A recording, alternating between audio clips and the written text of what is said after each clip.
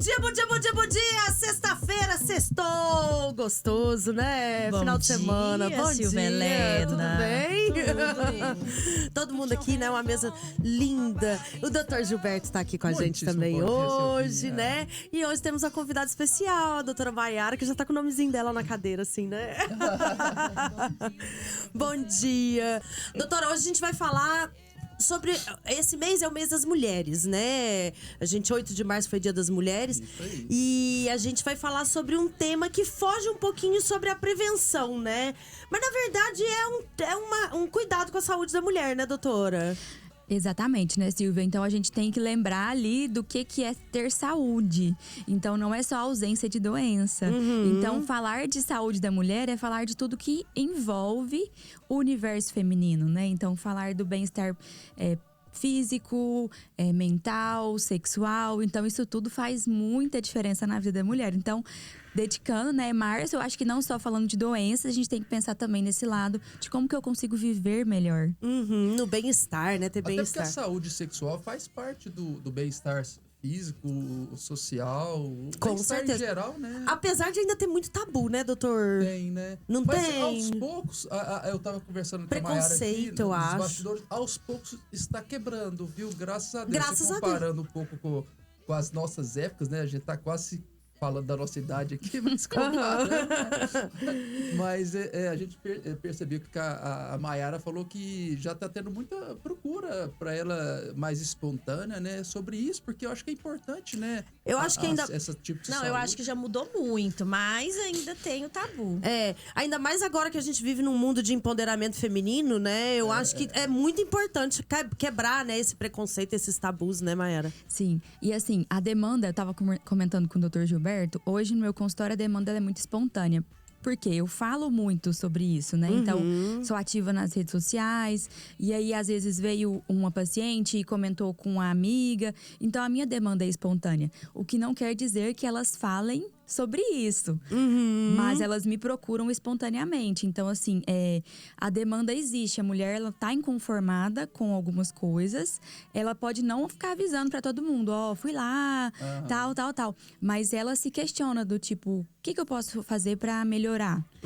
Né? Então, só explicando, né? Eu sou ginecologista, então eu atuo… eu ia falar Nossa, agora. nós nem apresentamos. Gente, já estamos tão Porque a gente é acostumadas com tão ela. íntimo já da doutora Maiara que a gente nem apresentou. Perdão, doutora. Não, imagina. É exatamente assim.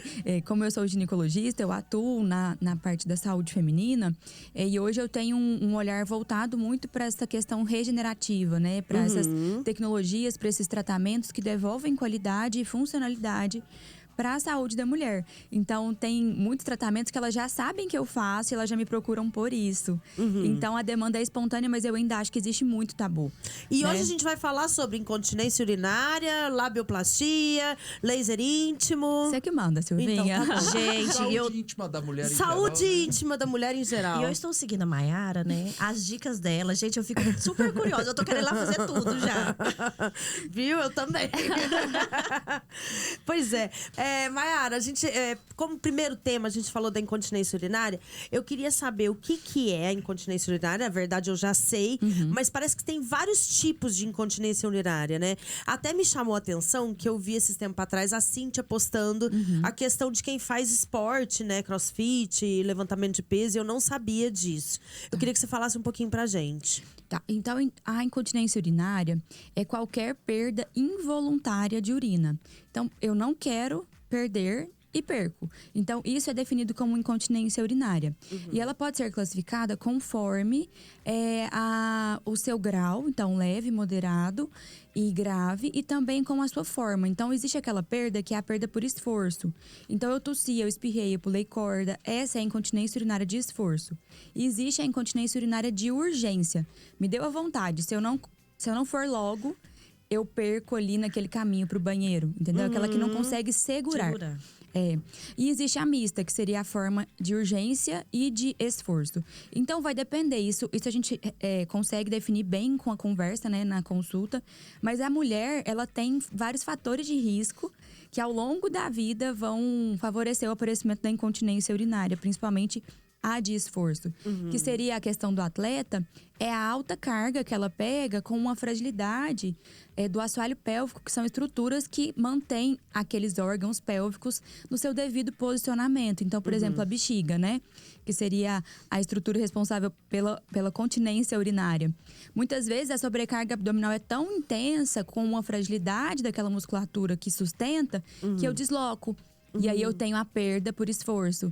Então eu falo que as mulheres hoje, elas sobrecarregam muito esse assoalho pélvico sem um devido fortalecimento, né? Então, E a grávida também, né? Tem... Sim, 9 meses. Olha eu aqui. Isso significa que a obesidade na mulher é um fator de risco para Com certeza. Porque fica... Tanto é que mulheres podem, ao perder peso, podem melhorar a questão da continência, né? Então, é tudo que sobrecarrega muito aquele assoalho. Então, o peso, né? A obesidade, a questão da gestação, a questão das atletas. As mulheres que antigamente, por exemplo, ficavam num posicionamento muito... Que forçavam muito. Então, as lavadeiras de rio, né? Porque elas ficavam naquela posição que sobrecarregava o assoalho pélvico. Era mais comum ter perda. E a gente tem também tabagismo, que enfraquece, né? Que não é uma coisa que é muito falada. Pois é, eu li sobre isso. O que tem a ver o cigarro ali Preocupou.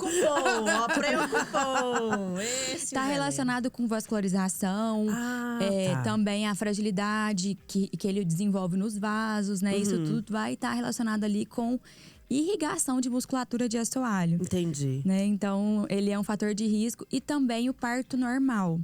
A via de parto, ele... Não é que vai ser... o parto normal é um vilão. Mas ele pode gerar algumas roturas naquele assoalho pélvico, né? Algumas distopias que vão, consequentemente, favorecer o aparecimento.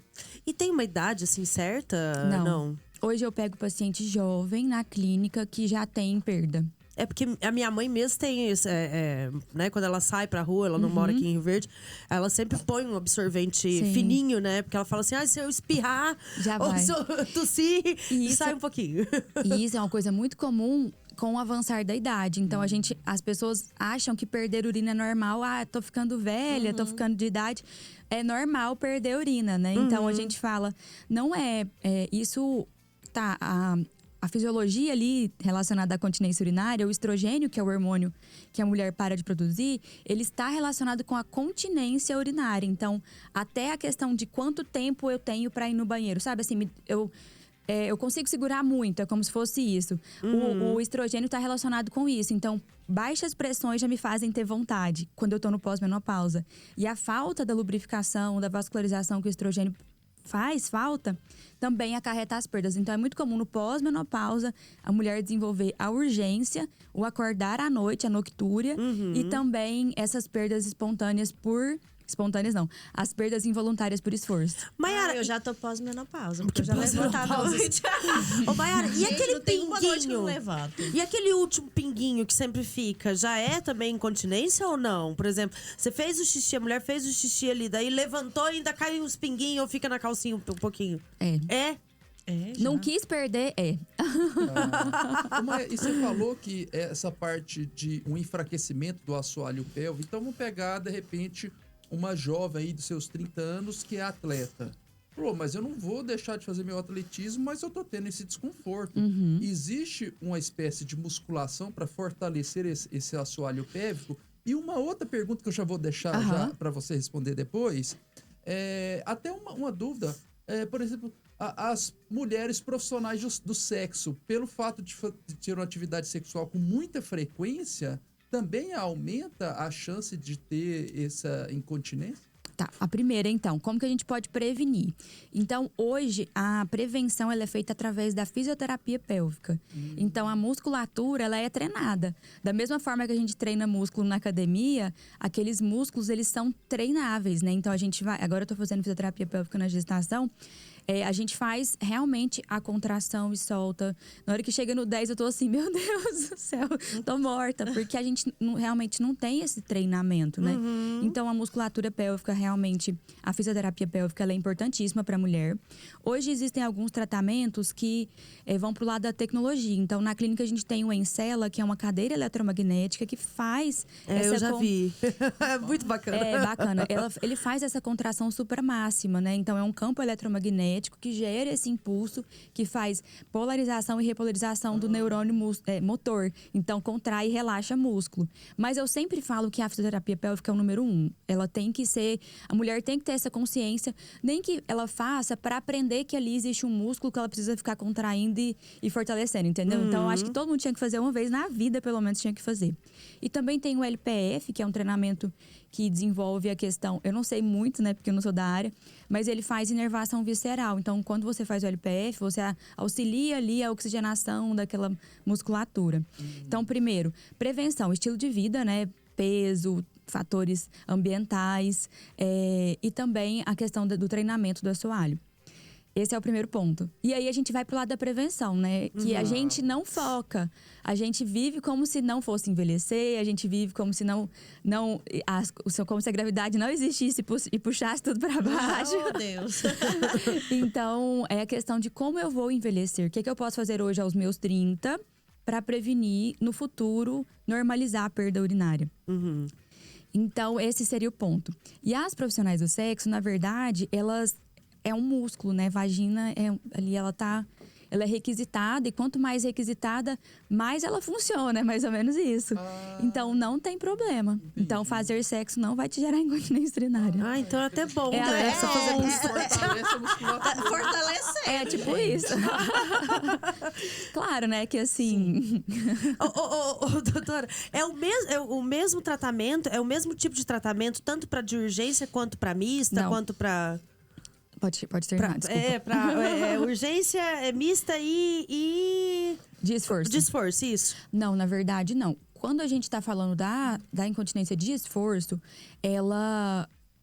Primeiro, a fisioterapia pélvica, porque é uma questão estrutural.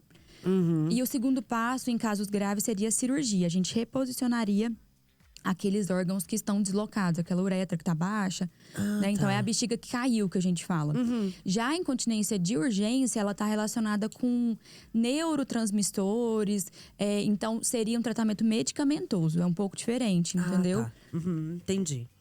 No caso da ansiedade também, porque a ansiedade também causa um pouco da incontinência, né? Sim. Aí é também com medicação. Sim.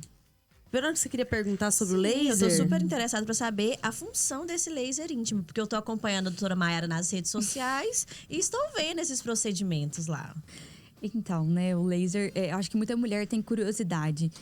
Na verdade, ele é um tratamento que veio da dermatologia, então já existia, né, não foi criado na ginecologia, mas os estudos foram mostrando que, da mesma forma que ele atuava na pele, devolvendo colágeno, ele também atua na região íntima. Então, hoje a gente tem vários tipos de laser, né? Vocês que acabaram de falar.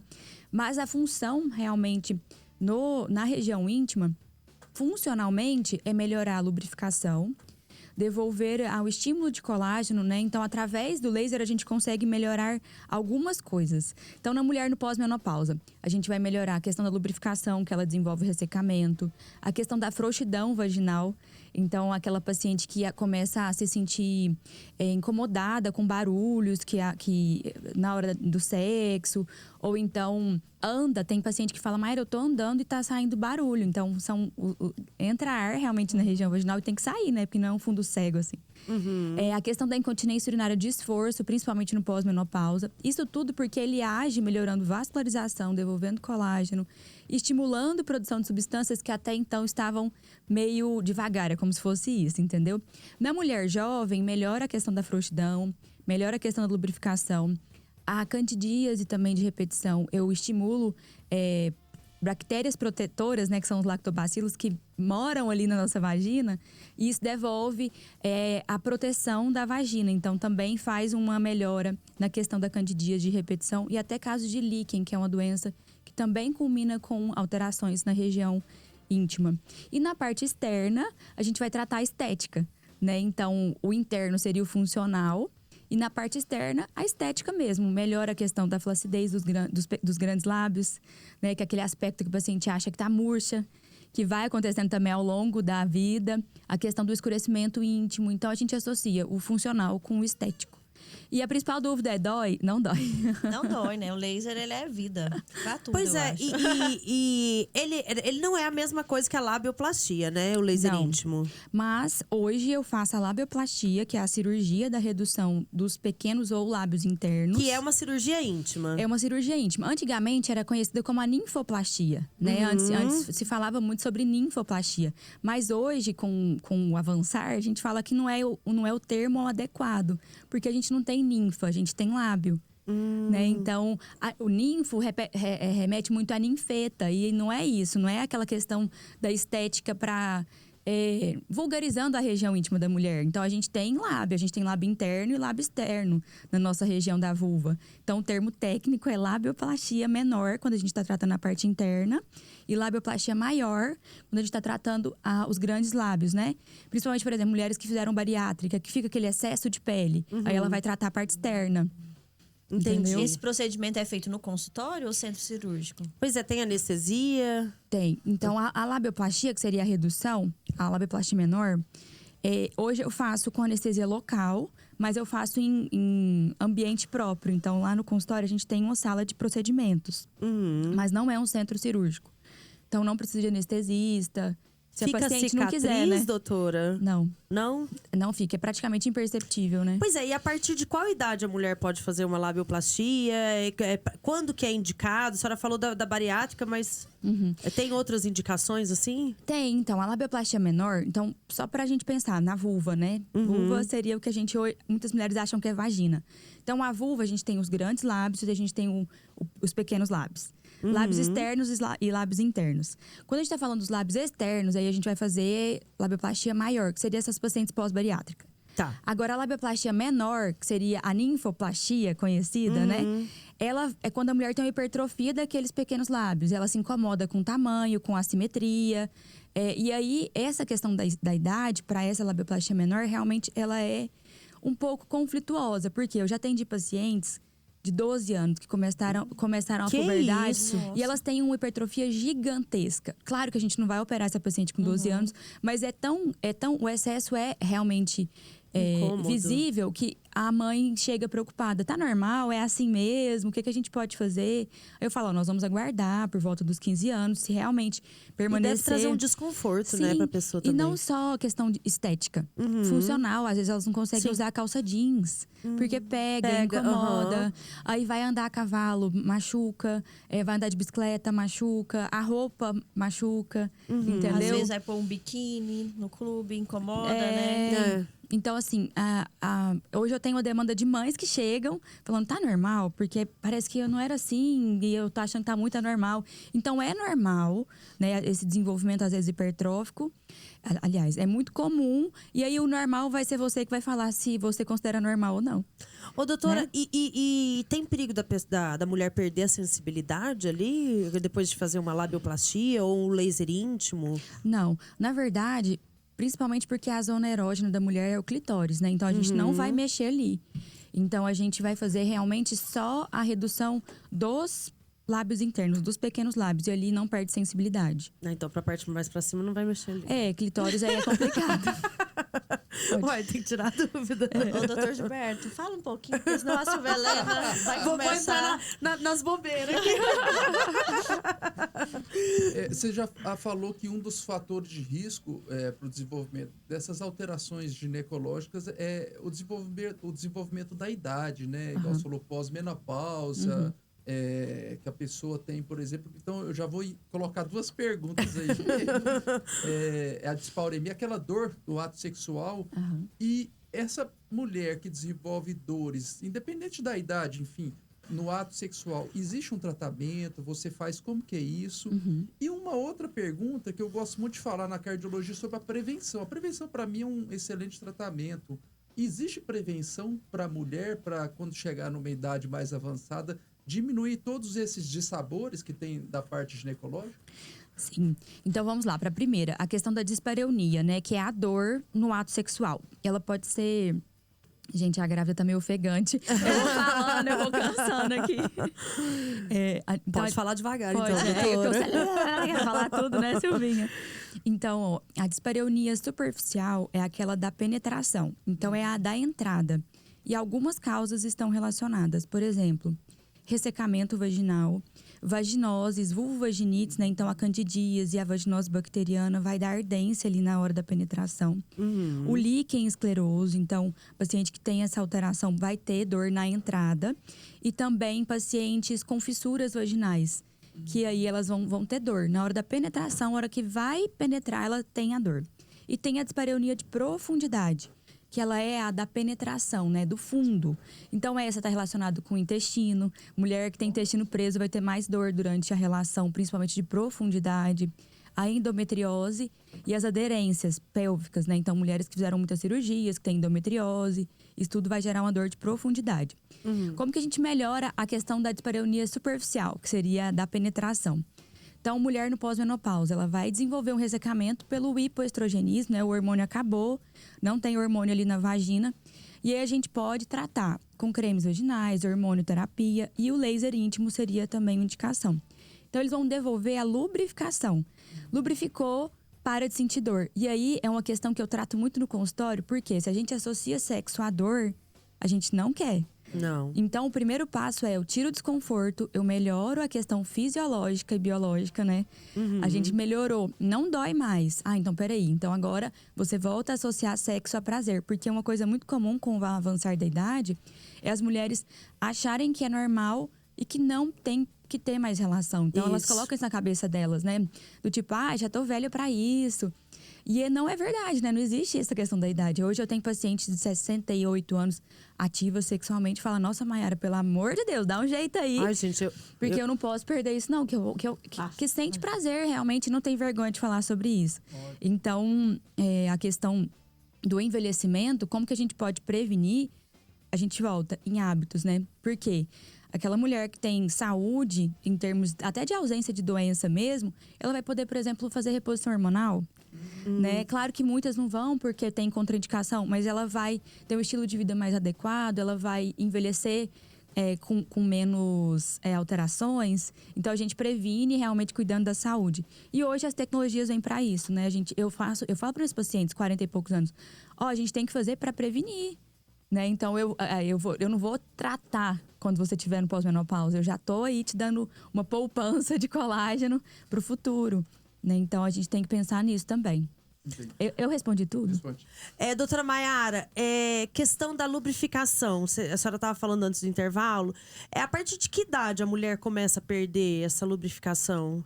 Aí eu já posso acrescentar uma pergunta na lubrificação? Pode, doutor. As mulheres que já perdem não sei se é a vagina seca, não sei se o termo é esse, e tem a vida sexual ativa e usam lubrificantes com o seu marido, né? E existe esse tipo assim, olha, não pode usar por muito tempo lubrificante, tem um lubrificante que não pode, até para orientá-las, né? Porque elas, de repente, não conhecem que existe um tratamento para isso. Porque às vezes muda o pH, né? Aí dá é verdade, problema. nunca tinha pensado nisso.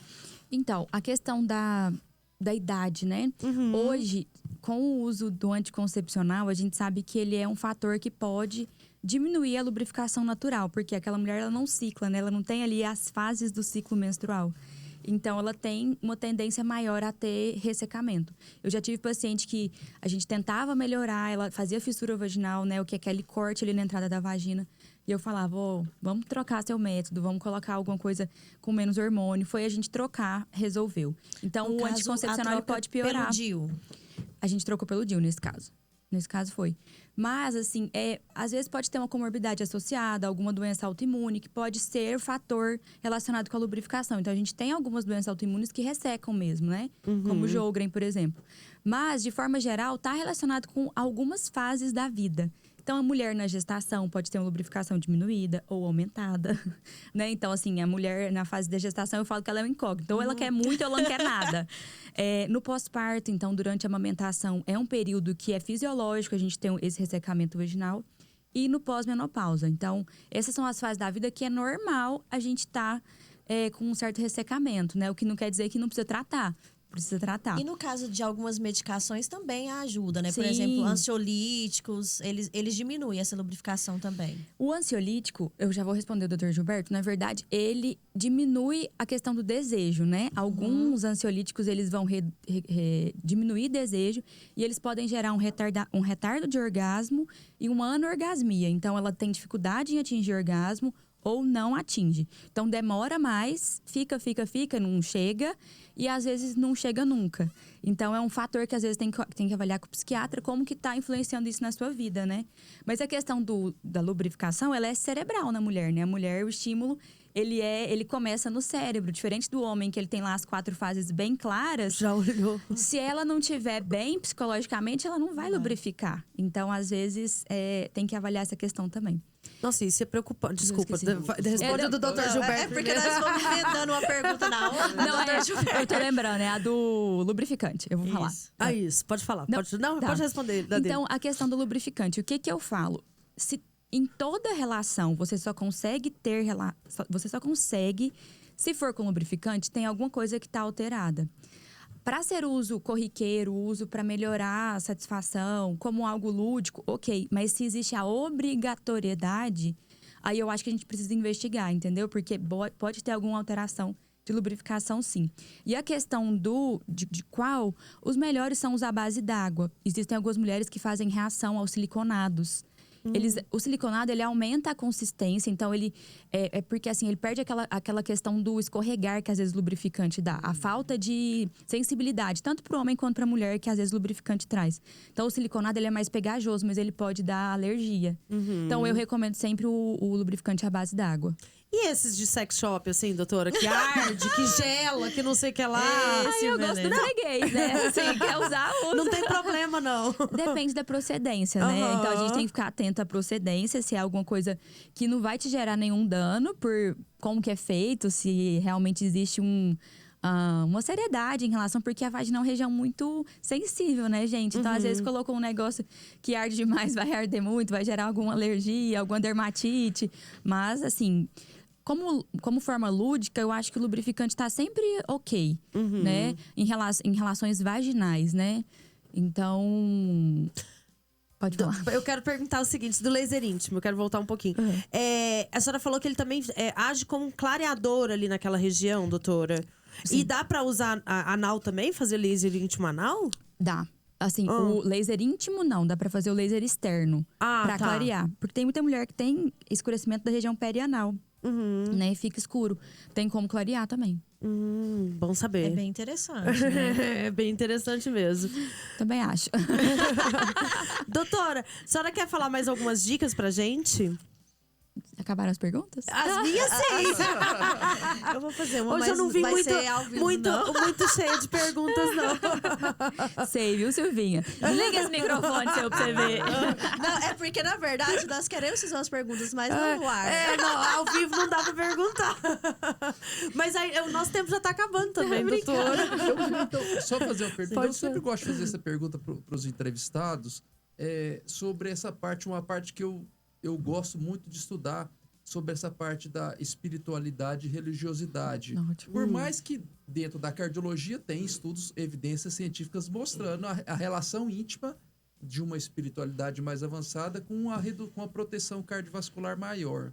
Enquanto a saúde ginecológica, existe essa relação ou na prática clínica ou em evidência? Você sabe informar? Então, na verdade, a gente fala que... É o que eu falo, né? Saúde é um bem-estar, inclusive espiritual. Então, independentemente da religião. E eu percebo muito em mulheres que têm vulvadinite de repetição, por exemplo, candidíase, que alguma coisa na vida dela, naquele momento, está fora do eixo, sabe? Então, existe até o termo ginecologia natural, que ele fala muito sobre isso, né? E aí, às vezes, chega a paciente, eu olho para ela e falo, essa paciente não tá bem. Né? Você percebe que o psicológico dela não tá bem, o momento dela não tá bem. E a gente vai conversando, falando sobre os tratamentos que envolvem tudo isso, né? E eu sempre chego nesse ponto do tipo, como é que tá o lado espiritual? Como que tá essa questão pra você, o momento da vida? Faz sentido isso daqui? E sempre faz, é incrível, assim. Aí geralmente se emocionam, ela geralmente fala, eu tô passando por isso e tal. Então eu falo que as nossas alterações corporais, elas têm um fundo espiritual, com certeza, né? E a gente, às vezes, a gente quer, na prática, levar tudo pro remédio, pro milagre. Né? E até pacientes no pós-menopausa, que hoje é um público que eu atendo muito, são pacientes que, às vezes, são mulheres que, às vezes, estão passando por momentos de conflitos internos, né? Ela consigo, assim, do tipo, tô envelhecendo, meus filhos estão saindo de casa, tô com a sensação do ninho vazio, minha vida parece que não tá com o sentido que tinha antes. E aí a gente percebe que aquelas que têm um fortalecimento espiritual, que creem em algo maior, elas conseguem passar por isso de uma forma mais leve, né? Então, eu acho que é o pilar fundamental, né? Na verdade, é um dos, mas eu acho que é o pilar fundamental. E até pra gente entender que faz parte da vida esse processo evolutivo, né? Nós mulheres, hoje eu tô gestante, eu tô em uma fase que é curta. Mas eu acho curto, né? 9 meses eu acho rápido. Nossa! Gente, a primeira grávida que eu vejo falar que eu vi uma gravidez passando rápido. Gente, mas é tão gostoso ficar grávida. Mas você pensa, você gerou uma vida em 9 meses, é muito rápido, né? E assim, aí depois, a minha filha criança, ela vai vir pra puberdade, ela vai desenvolver. Então, a gente tem que interpretar tudo isso com naturalidade, mas sempre entendendo que esse é o ciclo da vida, né? Não se conformando com o que está de alterado. Então, por exemplo, no pós-parto, o que eu puder fazer para melhorar, tanto o meu emocional, quanto o meu espiritual, quanto o meu físico, eu vou fazer. Mas não se condicionar a tá tudo certo, né? Então, acho Não que estagnar, Tem que pensar cuidar que tá de tudo, né? tá normal, melhorar. que é uma O que eu fase. posso melhorar? Como que eu posso envelhecer com mais saúde? Tanto da parte física, cardiológica, quanto da parte sexual. Então, é bem isso, assim, a gente não pode viver sem intencionalidade, né? A gente tem que ser intencional nas nossas ações. Pensar, hoje eu tô pensando o que eu quero daqui 30 anos. Vou fazer só uma última pergunta aqui. Em relação ao parto normal, que você falou no início, a maioria das mulheres que têm o parto normal, elas precisam ir ao consultório, porque geralmente eles falam, que deu um piquezinho, aí dá um desconforto depois na relação sexual, porque acha que tá, tipo assim, não tá apertado. Como que funciona isso, essa parte? Então, hoje o... Era uma coisa que se fazia antigamente, né? Isso, isso que eu ia Muita mulher falar. falava, vou apertar mais um pouquinho, vou lá fazer, né, Isso. a cirurgia. Hoje, o piquezinho, né, que é episiotomia, ela é proscrita. Não se faz mais de rotina. Hoje, inclusive, é considerado violência obstétrica, né? Quando é feito de forma regular e frequente, sem autorização até mesmo da mulher. Então, não se faz mais episiotomia de rotina. Mas a questão da episiotomia é porque interfere na musculatura ali daquela região, né? Então, a gente corta músculo quando faz episiotomia. O parto normal é maravilhoso, sensacional, bom para o feto e para a mãe, mas ele tem realmente ali algumas alterações que vão favorecer o aparecimento de algumas roturas. Mas quando bem assistido, a gente sabe que isso é mínimo, né? E quanto menos interferência médica, hoje a gente vive essa questão da violência obstétrica, da humanização do parto, a gente sabe que quanto menos interferência, menor a chance de dar ruim. É mais ou menos isso. Tanto para a parte da região vaginal, quanto para a parte do feto e da mãe também. Então, mas hoje... Mas geralmente não tem a procura, então, hoje, porque tem, mudou muito, tem. né? Não, na verdade, eu tenho uma procura grande de mulheres que tiveram parto normal. Mas sabe uma coisa que me chamou a atenção esses dias? Foi a insegurança de uma delas. Engraçado, né? Ela me procurou, ela teve parto normal, foi tudo bem. Ela falou assim, doutora, mas eu tô insegura de voltar a ter relação. Eu tô com medo de realmente ter ficado larga. Aí eu falei, não, vamos avaliar, tal. Aí eu encaminhei pra fisioterapia pélvica. Mas, de fato, é algo que tava na cabeça dela, sabe? Então, ela fica insegura. Acho que vem da mulher mesmo. Sim, eu também acho que vem da mulher. Pessoal, vou dar a última dica aqui pra vocês. Clínica Eficaz. Você que sofre de dores na coluna, assim como eu, né? Já cheguei depois dos 40. Aquele nervo ciático me incomodando todo santo dia. Bico de papagaio, hérnia de disco, escoliose, dor de cabeça. Vai conhecer a Clínica Eficaz. Fica aqui na Rua 2, número 60, no Parque dos Buritis. Vai ser super bem atendido pela doutora Gisele Tamani, Giovannini, quiropraxista com certificação internacional. A Clínica Eficaz a gente encontra aqui em Rio Verde e em Jataí, viu? Você quer agendar seu horário? Liga no 984330397. Chega de dor, gente. Vamos acabar com seus problemas, corrigir sua coluna e voltar ao teu conforto e bem-estar que você merece. Doutora, vamos dar uma pincelada aqui e falar sobre esses tratamentos regenerativos, o que a mulher tem que se cuidar mesmo, né? Desse bem-estar íntimo. Tá bom. Então, né, eu falo assim que hoje a gente vive uma nova era. Então, as mulheres de 50 hoje são as mulheres de 30 antigamente. E a gente tem que entender que existe um novo olhar sobre saúde íntima. Então, não é só a prevenção, mas também não é só o tratamento de doenças, mas também a prevenção. Então, a gente pensar em como eu quero envelhecer, como eu vou lidar com a questão da longevidade. E que hoje existem tratamentos que antes não existiam. Então, alterações que até então não tinham que a gente fazer, hoje já existem. Então, por isso vem a ginecologia regenerativa, estética e funcional. Ela vem devolver à mulher alterações que nem ela sabia que tinha como resolver. Pois é, porque a mulher hoje em dia, muitas ainda, não conhece seu próprio corpo, né, doutora? Sim. É exatamente isso. Então, quanto mais a gente falar sobre isso, quanto mais a gente divulgar conhecimento, a gente estudar sobre essa área, a gente vai estar contribuindo para que mulheres tenham mais saúde e melhor qualidade de vida com o passar do tempo. Doutora, mais uma vez, obrigada. Doutor Gilberto, obrigada também por estar aqui com a gente. E um beijo pra todos. Obrigada a vocês, gente. Eu já quero ver esse neném, gente, porque não tem condição. Ela tá mais bonita do dia que ela veio aqui. Gente, não engordou 1 grama. Ela é linda mesmo. São seus olhos que são bons. Tchau, tchau. Vai. Pessoal, obrigada, beijo. viu? Tchau, tchau.